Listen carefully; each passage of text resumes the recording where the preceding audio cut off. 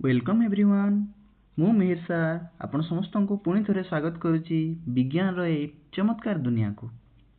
तो पिला माने आमे सप्तम श्रेणी रो द्वितीय अध्याय अम्लीय क्षारीय और निरपेक्ष पदार्थर अनुसंधान विषय रे पढ़ुथिले। प्रथम क्लास रे आमे कोन कोन आलोचना कर पूर्व क्लास रे जो आमे आलोचना करिथिले सेतिरे प्रथमे आमे जानिले प्रकृति आमर परीक्षागार। प्रकृति को आमे अनुसरण करी प्रकृति को आमे अनुसंधान करी देखी बहुत गुड़े आनंदित होइथाउ अनेक जिनिस शिखिबाकू मिली थाए। जदि आमे आहुरी ताहाकू जिज्ञासा प्रवृत्ति रखी ताकू जदि आमे तन्न तन्न करी देखिबा तो आहुरी अनेक जिनिस आविष्कार मध्य करि पारिबा।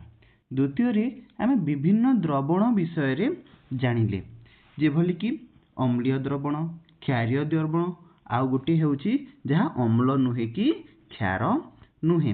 तृतीय रे आमे जानिले कोन सेही अम्ल बा क्षार बा जो अम्ल नुहे किंबा क्षार नुहे ताकू आमे चिन्हट करिबा कि भली। तो चिन्हट करिबा पई आमे किछि सूचक को व्यवहार रे आनिथिले जे भली कि गोटे हेउची लिटमस गोटे हेउची कोन लिटमस लिटमस को आमे सूचक भाबे आनिथिले। तो लिटमस कागज कोन से बाबद रे आमे आज पढ़िबा किंतु पिला माने गला क्लास रे मु गोटे सारणी तुम मानक पई करथिली। से सारणी रे आमे विभिन्न पदार्थर नाम नेथिले आ लिटमस कागजर रंग परिवर्तन होउची कि नाही कहिथिले। तो कहले देखि पिला माने जदी नील लिटमस नाली हे जिवो जदी नील लिटमस कौन हबो नील जदि नाली हेबो ताहेले ताहा कौन हबो नील जदि नाली हे गला तेबे ताहा नाली नाली मु कहितली नाली माने डेंजर तो ते अम्ल हबो कौन हबो से अम्ल हबो। और तार जदि उल्टा जदि करबो जदि नाली लिटमस बा लाल लिटमस नील हे जिवो तो तेबे से क्षार हेबो तेबे से कौन हबो क्षार हबो।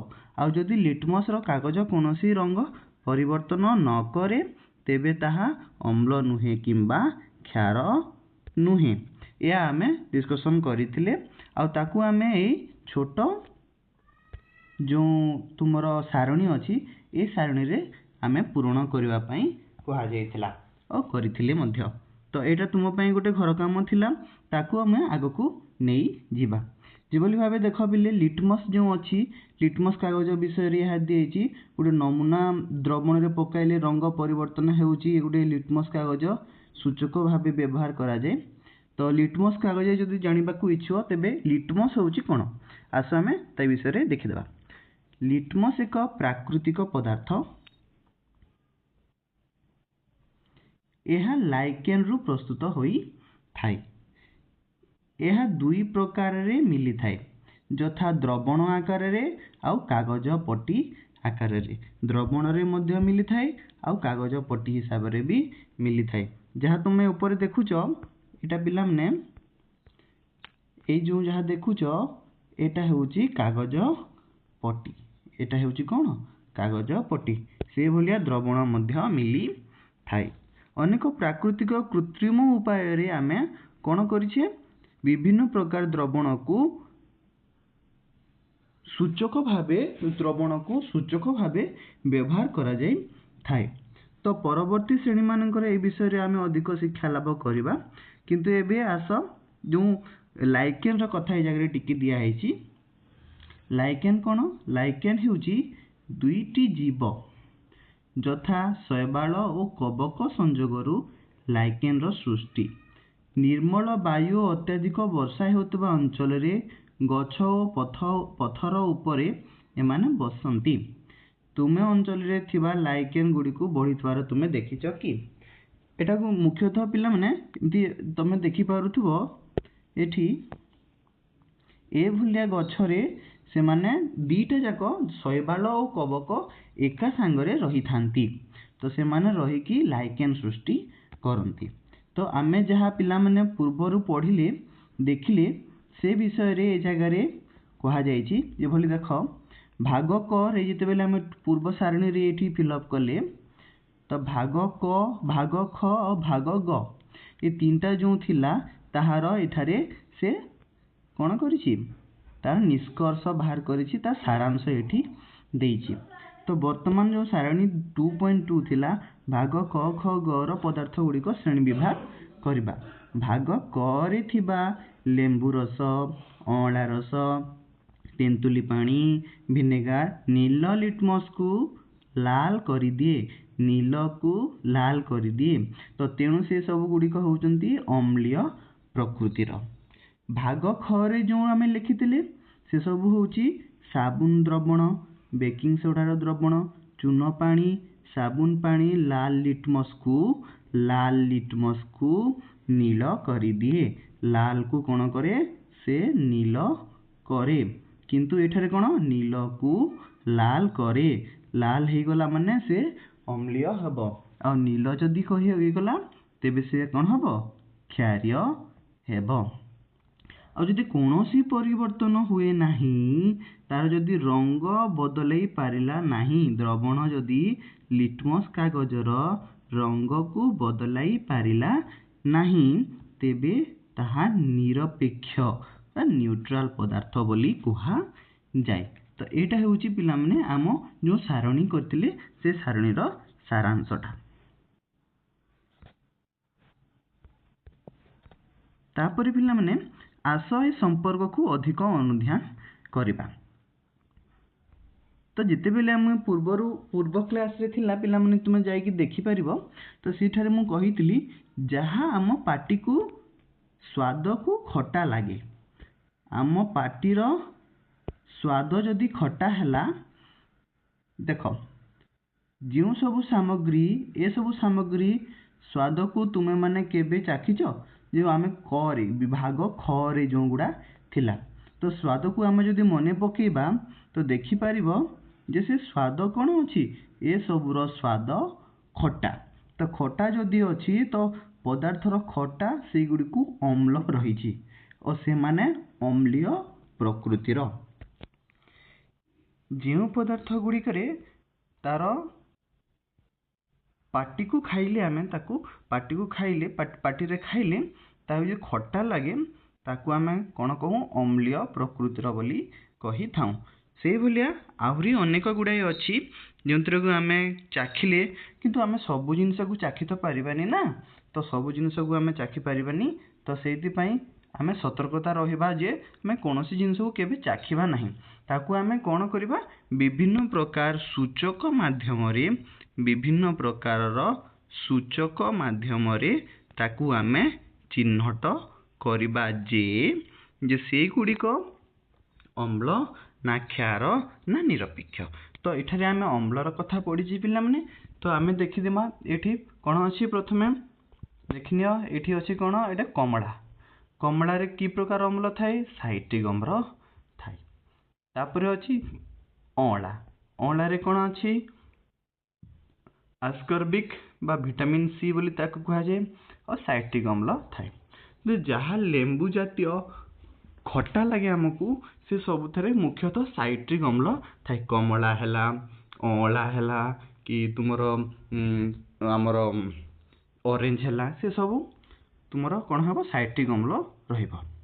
तापरे जते बेले आमे कंचा आंब कथा कहैछि सेतरे की अम्ल थाए टाटारिक अम्ल थाए।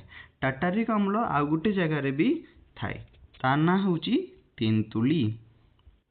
तेंतुली रे मध्य कोन थाए टाटारिक अम्ल थाए। तापरे टमाटर रे देखो कोन अछि टमाटर रे अछि साइट्रिक अम्ल और ऑक्सैलिक अम्ल थाए। ता बाहर भी पिला माने जो हम पाटी को खट्टा लगे विभिन्न प्रकार जिनस आमे नित्यदिनिया जीवन रे खाउछे से भीतर गोटे खट्टा जिनस कोन कहलो देखि दही। दही रे भी गोटे अम्ल थाए। से अम्लर ना होची पिला माने तले दिया हेतो बोधे से दही रो मध्य रे थिबा अम्लर ना हेउची लैक्टिक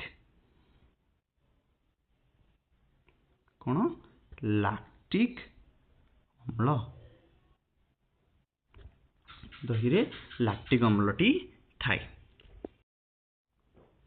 ତ ଏବେ ଦେଖ ପିଲାମାନେ, ନିମ୍ନସ୍ଥ ଦ୍ରବଣରେ କି କି ଅମ୍ଳ ରହିଛି ସେଇଗୁଡ଼ିକ ତାଲିକାଭୁକ୍ତ କରିବା। ତ ତାଲିକାଭୁକ୍ତ କରିଲେ ଦେଖ, ଲେମ୍ବୁରେ କ'ଣ ଅଛି? ଲେମ୍ବୁରେ ଅଛି, ମୁଁ କହି ରଖିଛି, ଲେମ୍ବୁରେ ଅଛି ସାଇଟ୍ରିକ୍ ଅମ୍ଳ। ଦହିରେ ଏବେ ମୁଁ ଲେଖିଲି, ଦହିରେ କ'ଣ ଅଛି? ଲାକ୍ଟିକ୍ ଅମ୍ଳ। ତେନ୍ତୁଲିରେ କ'ଣ ଅଛି? ତେନ୍ତୁଲି ଉପରେ ଲେଖା ହେଇଛି, ଦେଖ, ତେନ୍ତୁଲି ବା ଆମେ କଞ୍ଚା ଆମ୍ବରେ କଞ୍ଚା ସେଇଠି ଯେଉଁ ଅମ୍ଳ ଥାଏ ତାହା ତେନ୍ତୁଲିରେ ବି ମଧ୍ୟ ଥାଏ, ସେଇଟା ହେଉଛି କ'ଣ? ଟାର୍ଟାରିକ୍। ଭିନେଗାରରେ ପିଲେ, ଭିନେଗାରଟା ବିଭିନ୍ନ ପ୍ରକାର ଫାଷ୍ଟ ଫୁଡ଼ରେ ଲାଗେ, ତା ସହିତ ଆମେ ଆଚାର ତିଆରି କଲା ବେଳେ ସେଇ ଜାଗାରେ ଆମେ ଭିନେଗାର ଟିକେ ପକାଇଥାଉ। ଏହା ପ୍ରିଜର୍ଭେଟିଭ୍ ଭଳିଆ କାମ କରେ। ଗୋଟିଏ ଜିନିଷକୁ ବହୁତ ଦିନ ପର୍ଯ୍ୟନ୍ତ ସଂଗ୍ରହ କରି ରଖିବା ପାଇଁ ଭିନେଗାର ବ୍ୟବହାର କରାଯାଏ। ତ ଭିନେଗାରରେ କ'ଣ ଥାଏ? ଭିନେଗାରରେ ଥାଏ ଏସିଟିକ୍ ଏସିଡ୍ ବା ଏସିଟିକ୍ ଅମ୍ଳ। କ'ଣ? ଏସିଟିକ୍ ଅମ୍ଳ, ଏସିଟିକ୍ ଅମ୍ଳ ଥାଏ। ତ ବର୍ତ୍ତମାନ ପିଲାମାନେ ଆସ ଭାଗ ଖ କୁ ଯିବା। ତ ବେକିଂ ସୋଡ଼ାର ଦ୍ରବଣ ନିଅ। ବେକିଂ ସୋଡ଼ା ଦ୍ରବଣକୁ ତୁମେ ଆଙ୍ଗୁଠି ସାହାଯ୍ୟରେ ଘଷ, ଦେଖିବ ସେ କ'ଣ? ସଦୃଶ ସାବୁନ ଭଳିଆ ସଦୃଶ ଚିକ୍କଣ ଅନୁଭବ ହେବ। ତାକୁ ଯେତେବେଳେ ଆମେ ପାଟିରେ ପକାଇବା, ସ୍ୱାଦ କରିବା, ସାଧାରଣତଃ କଷା କିମ୍ବା ପିତା ଲାଗେ, କିନ୍ତୁ କୌଣସି ପିତା ଜିନିଷ ବା କଷା ଜିନିଷ ଯେ କେବଳ ଖାରିଆ ହେବ ସେଟା ନୁହେଁ। କ୍ଷାର ତ ମୁଁ କହିଥିଲି ଆଗରୁ, କ୍ଷାର ଭଳିଆ ଲାଗୁଥିବ, ଖାରିଆ ଖାରିଆ ଯାହା ଲାଗିବ ପାଟିକୁ, ମୁଖ୍ୟତଃ ସେହି ଜାଗାରେ ତୁମର କ୍ଷାର ଅଂଶ ଥାଏ ବା ସେହି ଜିନିଷଟି ତାର କ୍ଷାରୀୟ ଗୁଣ ଥାଏ। କିନ୍ତୁ ସବୁ ପିତା ବା କଷା ବା କ୍ଷାରୀୟ ଜିନିଷ ଯେ କ୍ଷାରକ ହେବ ତାହାର କୌଣସି ମାନେ ନାହିଁ। ଉଦାହରଣ ସ୍ୱରୂପ କଲରା, କଲରା ସ୍ୱାଦ ପିତା କିନ୍ତୁ ତାର କ୍ଷାରୀୟ ଗୁଣ ନଥାଏ। ଠିକ୍ ଅଛି ପିଲାମାନେ। ତ ଏବେ ଏଠି ଦେଖ, ଗୋଟେ ପ୍ରଶ୍ନ କରାହେଇଛି, ଏବେ ମୁଁ ଏକ ସୂଚକ ବ୍ୟବହାର କରି ଚଟାଣ ସଫା କରିବା ତରଳ ପଦାର୍ଥର ପ୍ରକୃତି ଯାଞ୍ଚ କରିପାରିବି। ଯେତେବେଳେ ଆମେ କ'ଣ କରୁ, ପଦାର୍ଥ ଯେଉଁ ଆମ ଫ୍ଲୋର କ୍ଲିନର ଆମେ ଯେଉଁ ବ୍ୟବହାର କରୁ, ସେ ଫ୍ଲୋର କ୍ଲିନରର ତ ସେ କ୍ଷାର ନା ଅମ୍ଳ ନା ନିରପେକ୍ଷ, ଆମେ ଏବେ ସୂଚକ ବ୍ୟବହାର କରି କରିପାରିବା। ଯଦି ଆମ ପାଖରେ ଲିଟମସ୍ କାଗଜ ନାହିଁ, ତ ଲିଟମସ୍ କାଗଜ ଯେ ଆମ ପାଖରେ ସବୁବେଳେ ଥିବ ତାର କୌଣସି ମାନେ ନାହିଁ। ତ ଲିଟମସ୍ କାଗଜ ଯଦି ଆମ ପାଖରେ ନାହିଁ, ତେବେ ଆମେ କିଭଳି ଭାବେ ତାକୁ କୌଣସି ଦ୍ରବଣକୁ ଆମେ ପରୀକ୍ଷା କରିପାରିବା ଯେ ସେ ଅମ୍ଳୀୟ ନା କ୍ଷାରୀୟ ନା ନିରପେକ୍ଷ? ତ ସେଇଥିପାଇଁ ଦେଖ ପିଲାମାନେ, ପ୍ରାକୃତିକ ସୂଚକ ମାନେ ଆମେ ବ୍ୟବହାର କରିପାରିବା। ଏ କେବଳ ଗୋଟିଏ ସୂଚକ ଅଛି ଲିଟମସ୍ କାଗଜ, ତାହା ନୁହେଁ, ଆହୁରି ମଧ୍ୟ ସୂଚକ ଗୁଡ଼ା ଅଛି। ସେହିଭଳି ଭାବେ ଦ୍ୱିତୀୟ ସୂଚକଟି ହେଉଛି ତୁମର ଲାଲ ଗୋଲାପ। ତୁମେ ସବୁବେଳେ ଦେଖିଥିବ, ବାହାରେ ଘର ବାହାରେ, ପାର୍କରେ, ବିଭିନ୍ନ ଜାଗାରେ ଆମେ ଫୁଲ ଗୁଡ଼ିକୁ ଦେଖୁଛେ, ଫୁଲ ଗୁଡ଼ିକୁ ଆରାମସେ ଆମେ ଚିହ୍ନି ପାରୁଛେ। ତ ଆସ ଆମେ ଗୋଟେ କ'ଣ କରିବା, ସୂଚକ ତିଆରି କରିବା। ତ ବାହାରେ ତଳେ ପଡ଼ିଥିବା ଗୋଲାପ ଫୁଲର କେତେକ ପାଖୁଡ଼ା ସଂଗ୍ରହ କର। କିପରି ଆମେ କରିବା ଦେଖ, ପାଖୁଡ଼ା ସଂଗ୍ରହ କରିବା। ଗଛରୁ ଫୁଲ ତୋଳିବା ନାହିଁ, ଗଛରୁ ଫୁଲ ଆମେ ତୋଳିବା ନାହିଁ, ଯାହା ତଳେ ପଡ଼ିଯାଇଥିବ କିମ୍ବା ଆମେ କିଣିକି ଆଣିକି ବାହାରେ ଯାହା ଅଛି, ଯାହା ଖରାପ ହେଲା ଅବସ୍ଥାରେ ଅଛି, ତାକୁ ଆମେ ଆଣିପାରିବା। ସେ ପାଖୁଡ଼ା ଗୁଡ଼ିକୁ ପାଣିରେ ଭଲ ଭାବରେ ଧୋଇ ସଫା କରିଦିଅ। ତାପରେ ହେମଦସ୍ତା ବା ପୁଅ ସାହାଯ୍ୟରେ ସେ ପାଖୁଡ଼ା ଗୁଡ଼ିକୁ ଛେଚି ଦିଅ। ଛେଚି ସାରିଲା ପରେ ତାପରେ କ'ଣ କରିବା, ତାକୁ କାଚ ପାତ୍ରରେ ରଖ। କାଚ ପାତ୍ରରେ ଥିବା ଛୋଟ ଛେଚା ହୋଇଥିବା ଗୋଲାପ ଫୁଲର ପାଖୁଡ଼ା ଗୁଡ଼ିକ ବୁଡ଼ିବା ପର୍ଯ୍ୟନ୍ତ ସେଥିରେ ଗରମ ପାଣି ଢାଳ। ଏତିକି କରିଦେଲେ ସେଇ ଯେଉଁ ଦ୍ରବଣ ସୃଷ୍ଟି ହେବ ସେଟା ଗୋଟେ କ'ଣ ହେବ, ଗୋଟିଏ ପ୍ରାକୃତିକ ସୂଚକ ଭାବେ ଆମ ପାଖରେ ରହିବ। ଆମେ ବିଭିନ୍ନ ଦ୍ରବଣକୁ ସେଠାରେ ପରୀକ୍ଷା କରିପାରିବା। ତାପରେ ସତର୍କତା କ'ଣ ଦେଇଛି ଦେଖ ପିଲାମାନେ, ସତର୍କତା ଦେଇଛି ଯେ ଶିକ୍ଷକ କିମ୍ବା ଅଭିଭାବକଙ୍କ ତତ୍ତ୍ୱାବଧାନରେ ଏହି କାର୍ଯ୍ୟଟି କରିବା। କାଚ ପାତ୍ରଟିକୁ ଘୋଡ଼ାଣୀ ଦ୍ୱାରା ଘୋଡ଼େଇ ରଖ। ପାଣି ରଙ୍ଗୀନ ହେବା ପର୍ଯ୍ୟନ୍ତ 5 ରୁ 10 ମିନିଟ୍ ଅପେକ୍ଷା କର। छाड़िबा परे संगृहीत तरल पदार्थ को निष्कर्ष को जहाँ आम पाखरे रहिला ताकू अम्ल क्षारक सूचक भाव व्यवहार करा जाए।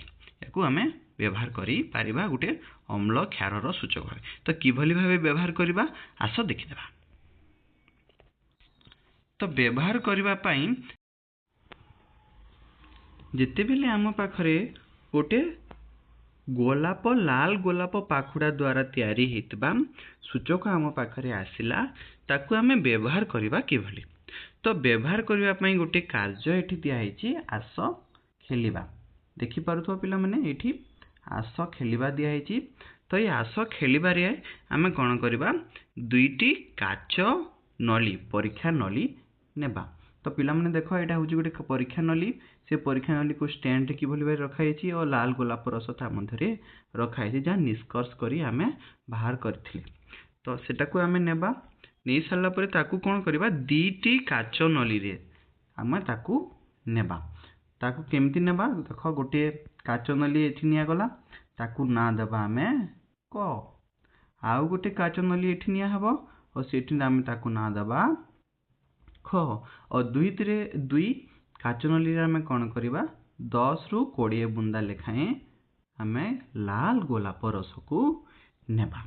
नै सारला परे आमे कोन करिबा देखो ताकू आमे नै सारला परे गोटे काच नली रे क काच नली रे आमे कोन करिबा लेंबू रस को देबा। आउ ख काच नली रे कोन करिबा साबुन पानी देबा।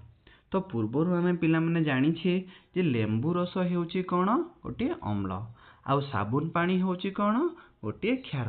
कारण साबुन पानी को जिते पाटी रे पकेबा टी कसा भलिया पिता भलिया लागे खारिया लागे और साबुन पानी हाथ को चिकण लागे। तो से हेउची तार क्षारीय गुण अछि। जेते बेले आमे अनुध्यान करी देखिबा अनुध्यान करी देखिले तुम देखि पारिबो जे से काच नली बा परीक्षा नली जो नेइथिले तार रंग कोन हेची परिवर्तन हेची। तो रंग जेते बेले परिवर्तन हेउची सेही अनुसारे आमे बिना लिटमस पेपर रे मध्य कोनोसी द्रवणर तार गुण तार अम्लीय गुण तार क्षारीय गुण को आमे अनुध्यान करी ताकू चिन्हट करी पारिबा। तेबे आस पिला माने आमे जो सारणी रे जो सारणी दिया हेची ए सारणी रे आमे जो पूर्वर परीक्षाटी कले से परीक्षा विषय रे देखी ताकू आमे ए नमूना गुडी को नै आमे सारणीटी को पूर्ण करिबा। तो एठरे कोन दिया हेची क्रमिक नंबर दिया हेची। क्रमिक नंबर परे एटी कोन दिया हेची नमूनार नाम गुडा दिया हेची। प्रथम लेंबू रस अछि साबुन पानी अछि अँला रस अछि आ गुटे तुम निज हिसाब रे नै किछि पारिबो। नमूना मिसेइबा परे गोलापरु संगृहीत रसर रंग मिसेला परे ताहा किभली रंग रे परिवर्तित होउची आ से रंग परिवर्तन को देखि आमे पदार्थर प्रकृति किभली जानि परिबा। एही सारणी रे आमे एही जिंस गुडा अछि। तो पूर्वर मु कहि रखुची जे आमे एटा को चिन्हिबा किभली से रंग परिवर्तन हेबो किभली। जेते बेले आमे कोनोसी गोलाप रस सहित आमे कोन करिबा जदि अम्ल को देबा कोन करिबा गोलाप रस सहित आमे कोन करिबा ताकू सहित जदि अम्ल को मिसेइबा से कोन हबो से रंग परिवर्तन करी कोन करिबो से तार रंग परिवर्तन हेबो कोन लाल। से कोन हेबो से हेबो लाल। आ जेते बेले आमे कोनोसी क्षार सहित कोन करिबा आमे जेते बेले कोनोसी क्षार र सहित मुठु एपटे लिखि दउची जदि आमे कोनोसी क्षार सहित आमे गोलाप रस को मिसेइबा तेबे से रंग परिवर्तन करी कोन हेबो पिला माने से हे जीवो सबुज। से कोन हेबो सबुज रंग परिवर्तन करिवो। जे भली तुमे देखि पारथो एठी से सबुज रंग रे परिवर्तित हैला। तेबे आसो पिला माने एही सारणी को आमे पूर्ण करिबा।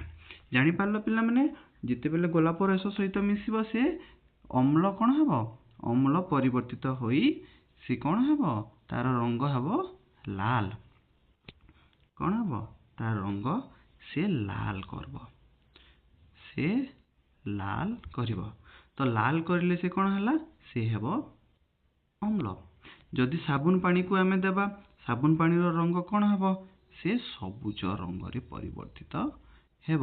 ସବୁଜ ରଙ୍ଗ ହେଲେ କ'ଣ ହେଲା, ସେ ହେଲା ପିଲାମାନେ କ୍ଷାର। ସେ କ'ଣ ହେଲା, ସେ ହେଲା କ୍ଷାର। ଯଦି ଅଁଳା ରସକୁ ଦେବା, ଅଁଳା ରସରେ କି ଅମ୍ଳ ଅଛି, ଅଁଳା ରସରେ ସାଇଟ୍ରିକ ଅମ୍ଳ ଅଛି। ତ ସାଇଟ୍ରିକ ଅମ୍ଳ ଯେତେବେଳେ ଅଛି, ସେ ରଙ୍ଗ ପରିବର୍ତ୍ତନ କରି କ'ଣ କରିବ, ସେ ରଙ୍ଗ ପରିବର୍ତ୍ତନ କରି ହେବ ଲାଲ ହେବ। ତ ଲାଲ ଗୋଲାପ ଫୁଲରେ ଆମେ ଜାଣିପାରିବାନି ତାର ରଙ୍ଗ ସେତିକି ରହିବ, କେତେକାଂଶରେ କ'ଣ ହୁଏ ପିଲାମାନେ, ଟିକେ ଗୋଲାପୀ ରଙ୍ଗ ହେଇଯାଏ। ତ ଗୋଲାପୀ ହଉ କି ଲାଲ ହଉ, ତୁମେ ଲାଲ ଲେଖିବ, କିଛି ଅସୁବିଧା ନାହିଁ। କୌଣସି ଜାଗାରେ କ'ଣ ହୁଏ, ତାହା ଗୋଲାପୀ ହେଇଯାଏ। କ'ଣ ହୁଏ, ଗୋଲାପୀ ହେଇଯାଏ। ଯେତେବେଳେ ଆମେ ଅମ୍ଳକୁ ମିଶାଇବା, ସେ କ'ଣ ହେଇପାରେ, ଗୋଲାପୀ, କୌଣସି ଜାଗାରେ ସେ ଗୋଲାପୀ ହେଇଯାଏ। ଗୋଲାପୀ ହେଲେ ବି ତାର ଅମ୍ଳୀୟ ପ୍ରକୃତି ଅଛି। ତ ଗୋଲାପୀ ହେଲେ ବି ସେ କ'ଣ ହେବ ପିଲାମାନେ, ଅମ୍ଳ ହେବ। ସେ କ'ଣ ହେବ, ଅମ୍ଳ ହେବ। ଆଉ ଆମେ ଏଠି ଦହି ନେଇପାରିବା, ଆଉ କିଛି ଜିନିଷ ବି ଏଠାରେ ନେଇପାରିବା। ତ ଆମେ ଯାହା ବି ସବୁ ଜିନିଷ ଆଲୋଚନା କଲା, ସେ ପରୀକ୍ଷଣର ଯାହା ଆଲୋଚନା ହେଲା, ସେ ଆଲୋଚନାକୁ ଶୀର୍ଷକ ହିସାବରେ, ସମ୍ମିଳିତ ହିସାବରେ, ସାରାଂଶ ହିସାବରେ ସମରାଇଜ କରିକି ଏହି ଜାଗାରେ ଦିଆହେଇଛି।